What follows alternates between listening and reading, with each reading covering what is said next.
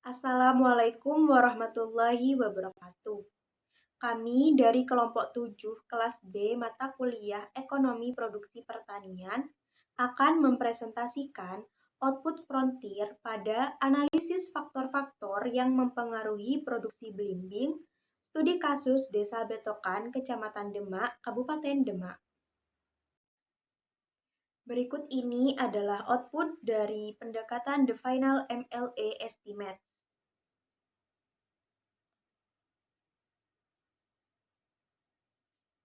Di mana beta 0 adalah variabel Y atau jumlah produksi. Beta 1 adalah variabel X1 atau luas lahan. Beta 2 adalah variabel X2 atau jumlah pohon. Beta 3 adalah variabel X3 atau pupuk kandang. Beta 4 adalah variabel X4 atau pupuk Ponska. Beta 5 adalah variabel X5 atau pestisida. Beta 6 adalah variabel X6 atau tenaga kerja. Berdasarkan nilai koefisien dilihat bagaimana pengaruh X terhadap Y, apakah negatif atau positif. Dari data ini dapat dilihat bahwa beta 2 hingga beta 6 memiliki pengaruh positif terhadap variabel Y.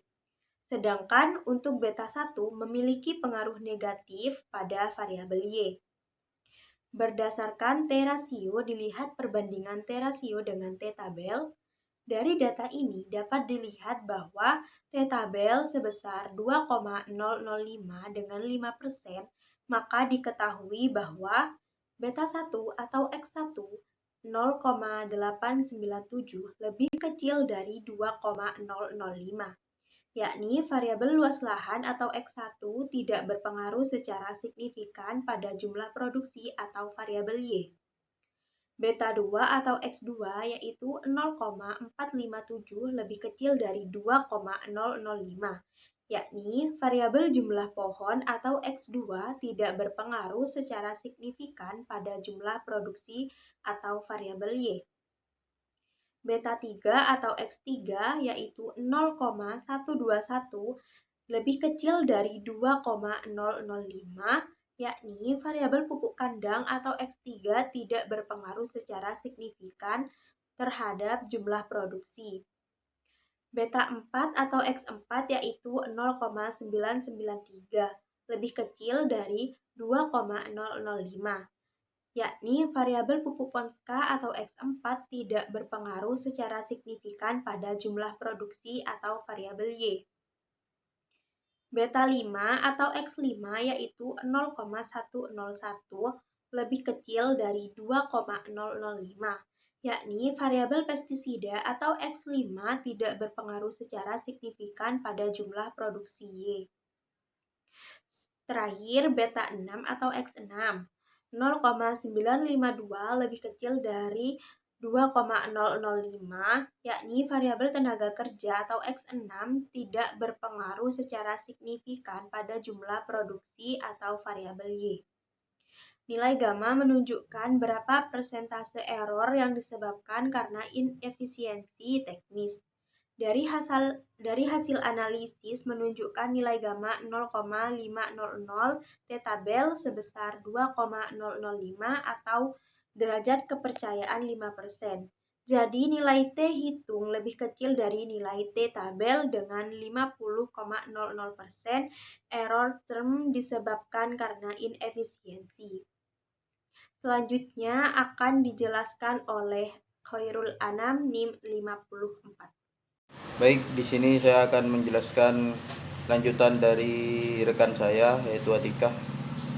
Pada slide ini yaitu terdapat penjelasan dari tabel number of iteration 1. Dari penjelasannya yaitu berdasarkan hasil analisis data di samping menunjukkan number of iteration 1. Pada number of cross section menunjukkan ada 60 data. Number of time periode yakni waktu yang diteliti dalam kurun waktu 1 tahun, dan total number of observation menunjukkan sampel yang dianalisis ada 60. Baik, selanjutnya saya akan menjelaskan tentang hasil dari pendekatan technical efficiency estimate, yaitu dengan sampel 60, kemudian dengan kurun waktu 1 tahun, dan menunjukkan efisiensi sebagai berikut.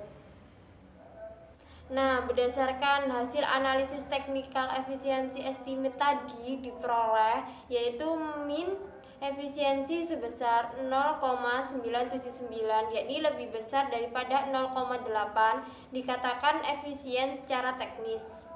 Nah, untuk secara keseluruhan, di mana sampel karyawan 1 sampai 60 ini menunjukkan nilai efisiensi lebih besar daripada 0,8, artinya karyawan 1 sampai 60 dikatakan efisien secara teknis.